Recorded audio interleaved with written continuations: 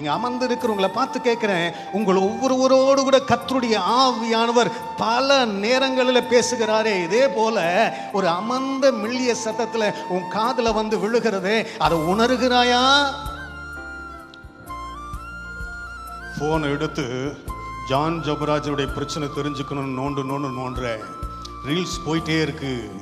சிரிக்கிற கப்ப வந்து சிரிக்கிற ஏராளமான காரியங்களை பார்த்து கொண்டு இருக்கிற ஆவியானவர் மெதுவா பேசுறாடே, இதெல்லாம் உனக்கு தேவையா? இது உனக்கு அவசியமா? உன்னை நான் அபிஷேகம் பண்ணது இதுக்குத்தான் அபிஷேகம் பண்ணனா?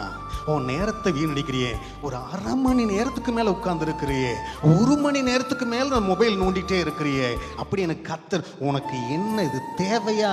இங்க என்ன வேலை? இதெல்லாம் உனக்கு அவசியமான்னு சொல்லி கர்த்தர் உன்னோடு கூட கர்த்தர் உருவாக்கணும், உன்னை உயர்த்தணுங்கிற எண்ணத்தோடு உன் பக்கத்துல வந்து நின்று உன்னுடைய தப்பிதங்களை உணர்த்துகிறாரே, ஒரு நாளாவது இந்த போனை தூக்கி போட உன்னால முடிகிறதா?